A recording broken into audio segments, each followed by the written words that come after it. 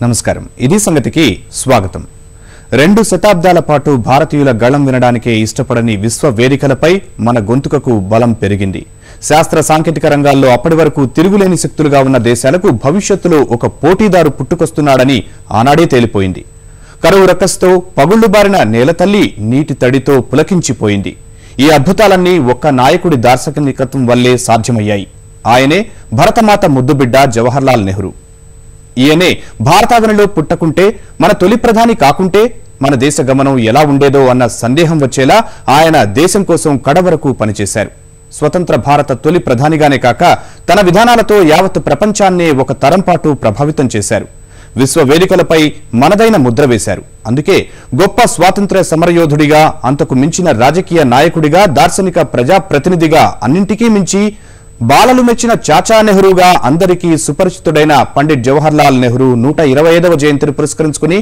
యావత్ భారతం ఆయన స్మృతిలో ఉంది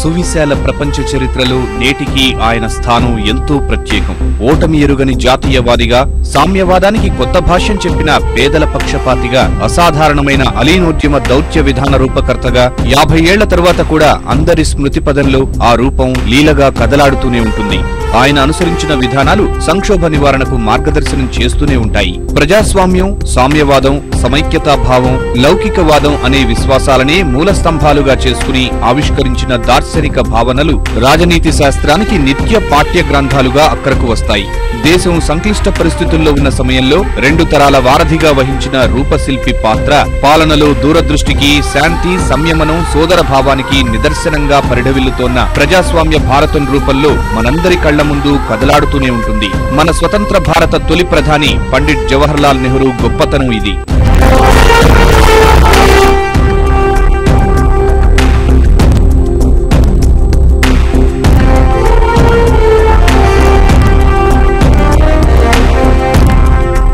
పదుగురు పొగిడినా మరికొందరు తెగిడినా యావత్ భారతావనికి అంతర్జాతీయ సమాజానికి పండిట్ జవహర్లాల్ నెహ్రూ వదిలి వెళ్లిన వారసత్వం గురించి ఇవన్నీ సంక్షిప్త పరిచయాలే భారతదేశంగా కలిసి ఉండడం లేదా నశించడం అంటూ నినదించిన ఆయనలోని జాతీయవాద భావనలు నేటికి ఏనాటికి భారతీయత రూపంలో అందర్నీ ఏకోన్ముఖుల్ని చేస్తూనే ఉంటాయి భిన్నత్వంలో ఏకత్వంగా కలిసి ఉన్న 125 కోట్ల జన భారతాన్ని ఒక జాతిగా కలిపి ఉంచుతున్న స్ఫూర్తి మంత్రం అది రాష్ట్రాలు భాషలు సంస్కృతులు వర్గాలు భావాలు వేరైనా ఒక్కటిగా ముందుకు నడిపిస్తోన్న అజ్ఞాత శక్తి అదే మత సామరస్యం దేశంలో బహుభాషా సిద్ధాంతపరంగా చూసిన నెహ్రూ ఆలోచనలు ఎప్పటికీ అనుసరణీయమే ఇక అలీనవాదం ఆ నినాదంతో ప్రపంచానికి ప్రచ్ఛన్న యుద్ధం ఛాయల నుంచి దూరంగా మరో మార్గం చూసిన దార్శనికత నామరూపంలో మనుగడ కొనసాగిస్తూనే ఉంది 120 సభ్య 17 పరిశీలక దేశాలతో కలిసి తృతీయ ప్రపంచాన్ని నిర్మించడానికి ప్రయత్నిస్తూనే ఉంది నాటి Burma Indonesia Egypt Ghana Yugoslavia దేశాధినేతలతో కలిసి బెల్గ్రేడ్ వేదికగా ఆరంభించిన అలీనోద్యమం స్ఫూర్తి ఇప్పటికీ మనుగడ ఉండడం బట్టే దాని ప్రాధాన్యాన్ని తెలుసుకోవచ్చు ఆర్థికంగా బలహీనంగా ఉన్న సమయాల్లో ఏదో పక్షాన చేరి సవాళ్లు ఎదుర్కొనే కంటే ఎవరికీ వ్యతిరేకం కాకుండా అందరి సాయం పొందేలా తటస్థ వైఖరి అవలంబించడం ఎంతో ఉత్తమమన్న అలీనవాదంలోని ఆర్థిక కోణం అందరికీ అక్కరకు వచ్చేది అదే వ్యూహంతో 2వ ప్రపంచ యుద్ధం అనంతరం పశ్చిమ తూర్పు అనే 2 శక్తులుగా మిగిలిన Soviet Russia England America Germany Japan అందరితో సమాన మైత్రిని ఏర్పరచుకోవడంలో నెహ్రూ సఫలమయ్యారు కూడా అలీనోద్యమంలో భాగంగా నెహ్రూ ప్రతిపాదించిన పంచశీల సూత్రాలను ప్రపంచం మొత్తం ఆసక్తిగా గమనించింది రాజ్యాల ప్రాదేశిక సమగ్రత సార్వభౌమత్వం పట్ల పరస్పర గౌరవం కలిగి ఉండడం దురాక్రమణకు పాల్పడకపోవడం ఇతర రాజ్యాల ఆంతరంగిక వ్యవహారాల్లో జోక్యం చేసుకోకపోవడం సమానత్వం ఉమ్మడి ప్రయోజనాలు శాంతియుత సహజీవనం అనే 5 సూత్రాలను ఖచ్చితంగా అమలు చేస్తే దేశాల మధ్య ఉద్రిక్తతలన్న మాటే వచ్చే అవకాశం కూడా లేదు ఏ దేశం కూడా ఎదుటివారి ప్రయోజనాలను దెబ్బతీయకుండా వారి పని వారు చేసుకుని పోతూ ప్రపంచ శాంతిని పరిరక్షించడం ఈ పంచశీల ముఖ్యోద్దేశం అయితే ఇందుకు విరుద్ధంగా తొలినాళ్లలోనే భారత్ పై 1962 చైనా దురాక్రమణ అనంతరం అదే మనోవ్యధతో నెహ్రూ మరణం వంటి పరిణామాల తరువాత పంచశీల నేటికి ఉనికి చాటుకుంటూనే ఉంది ప్రపంచం ఉద్రిక్తతల అంచులకు చేరిన ప్రతి సందర్భంలో పంచశీల సారాంశం గురించి చర్చ జరుగుతూనే ఉంది. ఇక మన వరకు వస్తే పరిస్థితి మరీ విషమించిన సందర్భాల్లో తప్ప భారత్ విదేశాంగ విధానం నేటికీ అదే బాటలో సాగుతోంది. స్వతహాగానే గొప్ప మేధావి, పరిశోధకుడు, రచయిత అయిన నెహ్రూ అనేక అంశాలపై లోతైన అధ్యయనం చేసి అనుభవసారమంతటినీ రంగరించి సిద్ధాంతీకరించిన ప్రజాస్వామ్య సామ్యవాదం అంతరాల అగాధాల్ని పూడ్చడానికి పరిశ్రమిస్తూనే ఉంది. ఒక రకంగా చెప్పాలంటే ఆధునిక భారతానికే కాక యావత్ ప్రపంచానికి పండిట్ జవహర్ లాల్ నెహ్రూ అందించిన గొప్ప బహుమతుల్లో అదీ ఒకటి. తీవ్రమైన అసమానతలు, అసంతులితలు రాజ్యమేలుతున్న సమాజాన్ని అభివృద్ధి చేయడం కోసం నెహ్రూ ప్రతిపాదించిన ఆ విధానాన్ని బలహీనపరచడం కోసం చేసిన ప్రయత్నాల ఫలితం మన దేశానికి ఇప్పటికే అనుభవంలోకి వచ్చింది.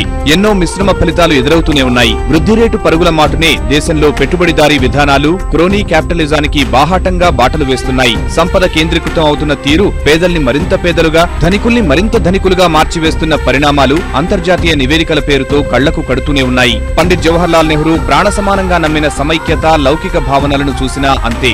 అదే సూత్రానికి కట్టుబడి నాడు దేశ విభజనను ఆపలేకపోయినా తరువాత ఆ గాయాలను మాన్పడం, నవ సమాజాన్ని నిర్మించడంలో వీటి పాత్ర అనన్య సామాన్యం. ఇదే సామరస్యం కరవై తడియారని రక్తపుటేర్లతో ఆర్తనాదాలు చేస్తున్న అస్థిర విఫల రాజ్యాలే అందుకు నిదర్శనం. కులాలు, మతాలు, వర్గాల ఆధిపత్యం కోసం జరుగుతున్న ఆ పోరాటాలు పొరుగున ఉన్న పాకిస్తాన్, శ్రీలంక, చైనా మొదలుకుని రగులుతున్న మధ్యప్రాచ్యం వరకు అశాంతిని రాజ్యమేలేలా చేస్తున్నాయి. అంతకు మించి భిన్న వర్గాల సమాహారమైన మన దేశం మాత్రం నేటికి ప్రశాంత చిత్తంతోనే ముందుకు సాగడానికి నెహ్రూ తదితరులు వేసిన పునాదులే కారణమంటే అతిశయోక్తి కాదు. సాటి వారిని గౌరవిద్దాం, ఒక్కటిగా కలిసి ఉందామన్న వారి ఆలోచన దృక్పథాలు అలాంటివి. 1929 లాహోర్ కాంగ్రెస్ లో గాంధీజీ ఆయన్ని కాంగ్రెస్ అధ్యక్షుడిగా చేసిన క్షణం నుంచి 1964లో మరణించే వరకు 35 పాటు దేశానికే అంకితమయ్యారు నెహ్రూ. స్వతంత్ర భారత తొలి ప్రధానిగా అధికారం చేపట్టింది మొదలు చిన్న చిన్న వైఫల్యాల నుంచి 1962 చైనా దురాక్రమణ వరకు ఎన్నో ఎత్తుపల్లాలను చూశారు. 17 పాటు తిరుగులేని ప్రధానిగా దేశ ప్రజలకు మార్గదర్శిగా నిలిచారు. దేశాన్ని నేటికీ పట్టి పీడిస్తున్న మత, కుల రాజకీయాల నీడ నుంచి దూరం చేసేందుకు ఎంతో ప్రయత్నం చేశారు. నిత్యం ఆధునిక భావాల ఆలోచనలతో లౌకికవాదం, దేశ సమైక్యత కోసం పాటుపడుతూనే దేశాన్ని నవతరంలోకి మళ్లించేందుకు శాస్త్ర సాంకేతిక అభివృద్ధి కోసం అప్పట్లోనే పునాదులు వేశారు. పేదల పట్ల సమాజ బాధ్యతపై చైతన్యాన్ని రగిలించే ప్రయత్నం చేశారు. ముఖ్యంగా ప్రధాని అయిన తరువాత స్వతంత్ర భారత ప్రతినిధిగా ఆయన అనుసరించిన విధానాలు నెహ్రూని ఒక్క మన దేశానికే కాక మొత్తం దక్షిణాసియాకే నాయకుడిగా చేశాయి. దేశం ప్రపంచంపై ఉన్న స్పష్టమైన అవగాహనతో విదేశాంగ విధానాన్ని రూపొందించి పక్కాగా అమలు చేశారు. అప్పటికి వలసవాద శక్తుల నుంచి విముక్తమైన ఆసియా, ఆఫ్రికా ఖండంలోని అనేక దేశాలతో కలిసి అలీనవాదంతో ముందుకు సాగారు. విదేశీ శక్తుల ప్రభావంలో పడకుండా ఎవరికి వారే సొంత వ్యవస్థలను ఏర్పాటు చేసుకునేందుకు తోడ్పాటుని అందించారు. రక్షణ సామగ్రి విషయంలో రష్యా భాగస్వామ్యాన్ని కొనసాగిస్తూనే అమెరికాతోనూ సత్సంబంధాలు నిర్మించి భవిష్యత్తు అవసరాలకు ఢోకా లేకుండా వ్యవహరించారు. దక్షిణాసియా దేశాలన్నింటి మధ్య చక్కటి సమన్వయాన్ని ఏర్పాటు చేయడంలోనూ విజయం సాధించారు. ఆఫ్రికా దేశాలతో పాటు 1960లో డచ్ వారి నుంచి ఇండోనేషియాకు స్వాతంత్ర్యం లభించేలా చేయడంలోనూ కీలక పాత్ర పోషించారు. అలా నాటి రోజుల్లో నెహ్రూ అవలంబించిన స్వతంత్ర విదేశాంగ విధానం ఈ రోజుకి అనుసరణీయం. ఇదే సమయంలో నెహ్రూ ఎదుర్కొన్న విమర్శలు లేకపోలేదు. అన్నింటా అందరితో సమన్వయంతో ముందుకు సాగిన వ్యక్తి సైనిక వ్యవహారాలపై అవగాహన లేమి, రాజకీయ వికేంద్రీకరణపై నమ్మకం లేకపోవడం, పారిశ్రామిక నమూనాలపై మరీ ఎక్కువ అనుమానాలతో కొంత అపప్రదను ఎదుర్కోవలసి వచ్చింది.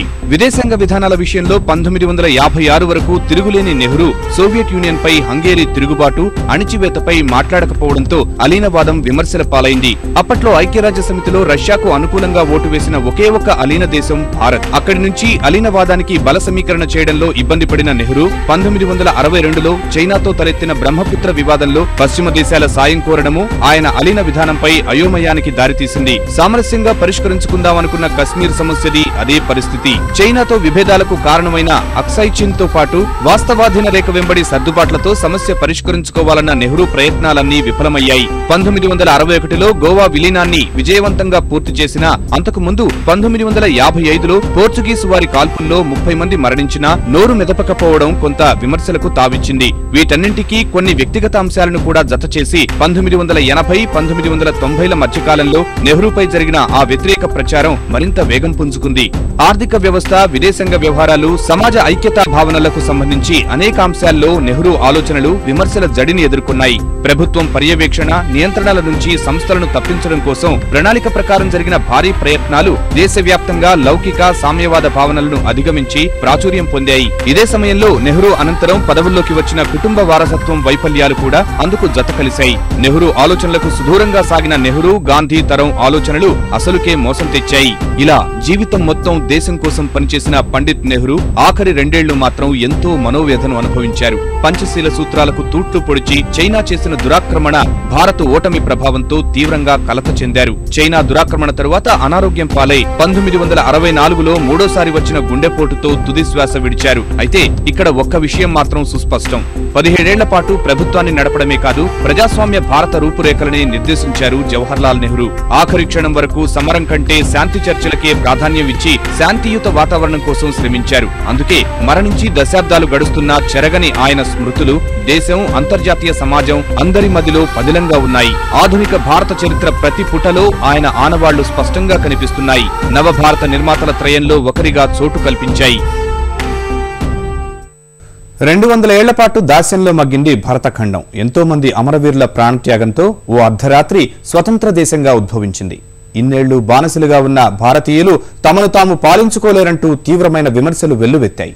అంతేకాదు, వెళుతూ వెళుతూ ఆంగ్లేయులు సృష్టించిన విభజన బీజాలు విషపు కత్తులై దాయాదుల సమరానికి తెరతీశాయి. ఇంటా బయట భారత్కు అన్నీ చిక్కులే. ఇంత పెద్ద దేశం మనుగడ సాధ్యమేనా అన్న అనుమానాలు, ఎన్నో భిన్న సంస్కృతుల నిలయమైన భారతావని కడదాకా నిలుచుంటుందా అన్న సందేహాలు. అయితే ఇవన్నీ నెలల వ్యవధిలోనే తొలగిపోయాయి. స్వతంత్రం వచ్చిన కొన్నాళ్లకే భారత్ రానున్న దశాబ్దంలో ఎలా ఉండబోయేది ప్రపంచానికి తెలిసిపోయింది. ఇంతగా భారత్ అనతి కాలంలోనే అసమాన శక్తిగా ఎదగడానికి కారణం తిరుగులేని నాయకత్వం.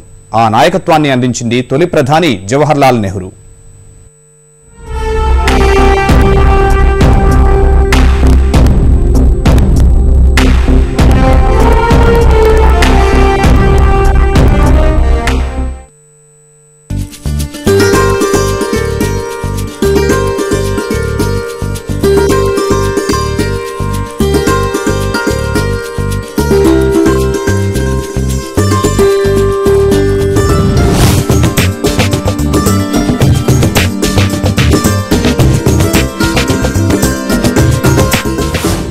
జవహర్లాల్ నెహ్రూ ఆధునిక భారత రూపశిల్పి, నవభారత నిర్మాణంలో తొలి ఇటుక మోసిన వ్యక్తి. అప్పుడే పసిగుడ్డుగా కళ్ళు తెరిచిన భారతావనికి తొలి ప్రధాని హోదాలో నడకలు నేర్పిన దార్శనికుడు.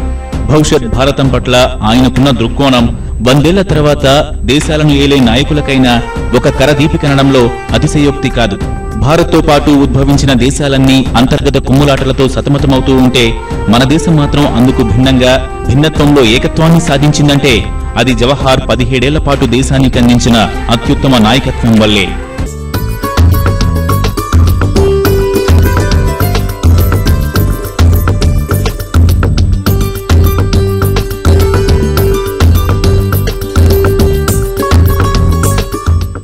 రెండొందలేళ్ల పాటు దాస్యంలో మగ్గిన భారతీయులకు స్వయం పాలన ఏం తెలుసంటూ ఎందరో అంతర్జాతీయ నాయకులు ఎద్దేవా చేశారు. కళ్లతో నవ్వుతూ నొసలతో వెక్కిరించారు. వీటన్నిటికీ తన చేతలతోనే యావత్ భారతం తరఫున గట్టి సమాధానం చెప్పిన ధీశాలి జవహర్లాల్ నెహ్రూ. స్వాతంత్ర్యం సిద్ధించే నాటికి ముక్కలుగా ఉన్న దేశాన్ని కొద్దిపాటి రక్తపాతాలతో అఖిల భారతంగా మలచడంలో ఆయన అవలంబించిన విధానాలు నెహ్రూలోని దృఢ వైఖరిని కళ్లకు కడతాయి. అప్పటి వరకు ఆంగ్లేయుల పాలనలో మగ్గి అప్పుడే స్వతంత్ర భారతావనికి మారిన దేశాన్ని గణతంత్ర భారత్ గా తీర్చిదిద్దడం వరకు ప్రతి చోట ఆయన పోషించిన పాత్ర అనన్య సామాన్యం. కరువు రక్కసు నుంచి భారతావనిని కాపాడేందుకు ఆధునిక దేవాలయాలైన సాగునీటి ప్రాజెక్టులను నిర్మించారు. పారిశ్రామికంగా దేశాన్ని పరుగులు పెట్టించేందుకు అన్ని రంగాల్లో సర్వతోముఖాభివృద్ధి సాధించేందుకు పంచవర్ష ప్రణాళికల రూపంలో అనేక అభివృద్ధి కార్యక్రమాలు రూపొందించారు నెహ్రూ. ఇలా చెప్పుకుంటూ పోతే స్వతంత్ర భారత నిర్మాణంలో అడుగడుగునా జవహర్ పేరు శిలాశాసనంలా నిలిచిపోతుంది.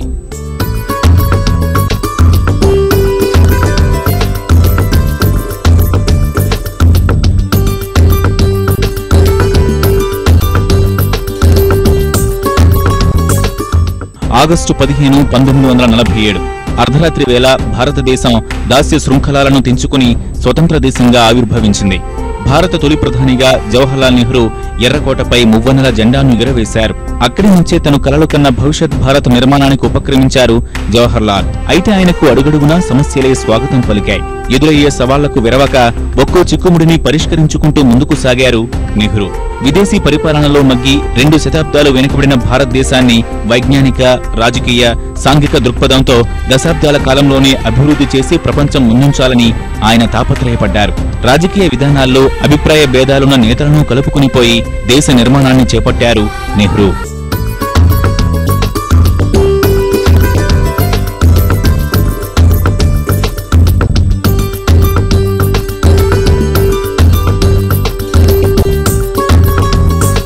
నెహ్రూకి తొలి సవాలు దేశ విభజన రూపంలో ఎదురైంది. వెళ్తూ వెళ్తూ ఆంగ్లేయులు నాటిన విభజన విత్తులు విషపు కత్తులై లక్షలాది ప్రాణాలను బలిగొన్నాయి. పాకిస్తాన్ నుంచి దాదాపు 60 లక్షల మంది కాందిసీకులుగా భారత్కు వలస వచ్చారు. పరిస్థితిని అదుపులోకి తెచ్చేందుకు నెహ్రూ అన్ని చర్యలు తీసుకున్నారు. దేశ ప్రజలు సంయమనం పాటించాలంటూ వివిధ బహిరంగ సభల్లో రేడియో ద్వారా శాంతి సందేశాన్నిచ్చారు నెహ్రూ. భారత్లోకి వలస వచ్చిన వాళ్లకు పునరావాసం కల్పించడం కోసం చాలానే శ్రమించారు మన తొలి ప్రధాని. పంజాబ్ నుంచి భారీగా వలస వచ్చిన నిరాశ్రయుల కోసం ఢిల్లీకి దగ్గరలో నిలోఖిరిలో ఒక శిబిరాన్ని, బెంగాల్లోని వివిధ ప్రాంతాల్లో శిబిరాలను ఏర్పాటు చేసి త్వరతగతిన వాళ్లకు పునరావాసం కల్పించారు. దాయాదుల దుందుడుకు చర్యల ద్వారా ఒక వర్గం నష్టపోతున్న ప్రజాస్వామ్య భారతానికి లౌకికవాదమే రక్షణ ఛత్రమని భావించిన నెహ్రూ ప్రతి ఒక్కరికి భారత్ భద్రమైన దేశమంటూ శాంతి సందేశాన్ని ప్రపంచానికి అందించారు.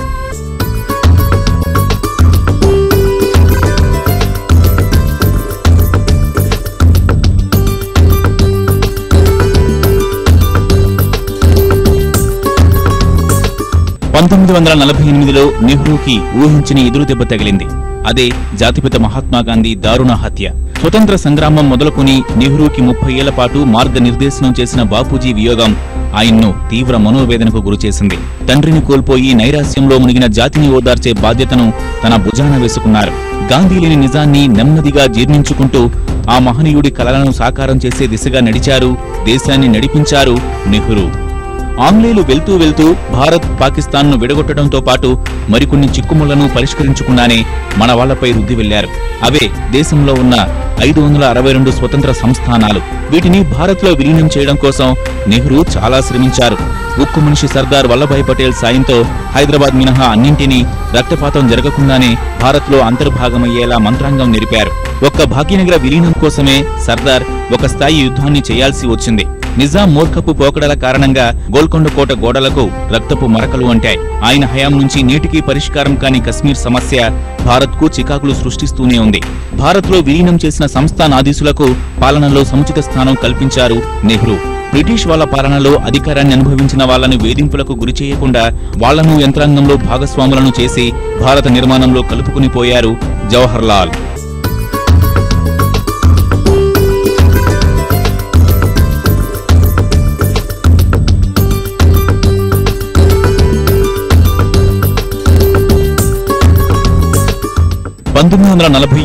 ఆగస్టు 15న ఉద్భవించిన భారత్ 1950 జనవరి 26 వరకు కేవలం స్వతంత్ర భారతం మాత్రమే, గణతంత్ర దేశం మాత్రం కాదు.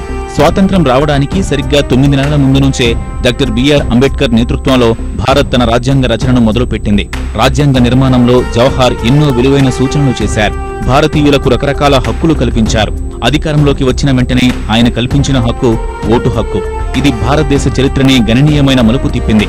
నాటి చట్టసభ్యులందరినీ తన వాదనా పటిమతో ఒప్పించిన నెహ్రూ ఆస్తిపాస్తులు, విద్యార్హతలతో సంబంధం లేకుండా భారతీయులందరికీ సార్వత్రిక ఓటు హక్కును దఖలుపరిచారు. ఈ నిర్ణయంతో భారత్ ఎన్నో దేశాలకు మార్గదర్శకంగా నిలిచింది. బ్రిటన్లు ఈ హక్కు కోసం 700 ఏళ్లు నిరీక్షిస్తే అమెరికన్లు 150 ఏళ్లు వేచి చూశారు. అయితే ప్రజాస్వామ్య భారతం మాత్రం నెలల వ్యవధిలోనే తమ దేశ ప్రజలకు ఈ హక్కును అందించింది. నెహ్రూ హయాంలోనే భారత్ 3 సార్వత్రిక ఎన్నికలను చవిచూసింది.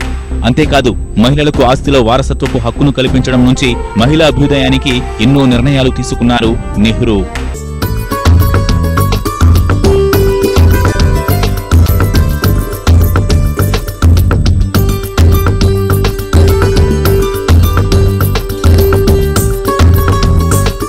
పెట్టుబడిదారీ విధానంతో పాటు కమ్యూనిస్టు విధానాలు నాడు ప్రపంచాన్ని ఏలుతున్నాయి. వీటి రెండింటికీ మధ్యస్థంగా సామ్యవాదాన్ని ఎంచుకున్నారు నెహ్రూ. మొదట్లో సామ్యవాదంపై ఎన్నో విమర్శలు, పెట్టుబడిదారుల్లో అసంతృప్తులు. అయినా పేదల ప్రగతే లక్ష్యంగా నెహ్రూ తాను వేసిన ప్రణాళికనే నమ్మారు. 1951లో ఆయన రూపొందించిన పంచవర్ష ప్రణాళిక భారత్ అభివృద్ధికి కీలక మలుపు. తొలి పంచవర్ష ప్రణాళికలో పరిశ్రమలకు, వ్యవసాయానికి ప్రాధాన్యతనిచ్చి ప్రైవేటు రంగాన్ని అదుపులో ఉంచే మిశ్రమ ఆర్థిక విధానాన్ని ప్రవేశపెట్టారు. సేద్యానికి, రైతుల సంక్షేమానికి ప్రాధాన్యతనిస్తూ భూ పంపిణీ విధానాన్ని అనుసరించారు. భారత్లో ఒక ప్రాంతంలో వరదలు వస్తుంటే మరో ప్రాంతం తీవ్రమైన నీటి ఎద్దడిని ఎదుర్కొంటోంది. అంతేకాక కరువు కాట్లు కూడా ఎక్కువగా ఉండేవి. దీనికోసం ఆయన భారీ సాగునీటి ప్రాజెక్టులను నిర్మించారు. వాటిని ఆధునిక దేవాలయాలుగా సంబోధించారు. వీటితో పారిశ్రామిక రంగానికి అవసరమైన విద్యుత్తును అందించడం ద్వారా పారిశ్రామిక రంగంలో తిరుగులేని వృద్ధిని నమోదు చేశారు. పంట దిగుబడులు పెంచడానికి రైతుల్లో అవగాహన కల్పించే కార్యక్రమాలు రూపొందించారు. పల్లెలే దేశాభివృద్ధికి పట్టుగొమ్మలన్న గాంధీజీ కల నెహ్రూపై ఎంతో ప్రభావం చూపింది. ఆ స్వప్నాన్ని నెరవేర్చే దిశలో గ్రామీణ భారత సామర్థ్యాన్ని పెంచే కుటీర పరిశ్రమలను నెహ్రూ ప్రోత్సహించారు.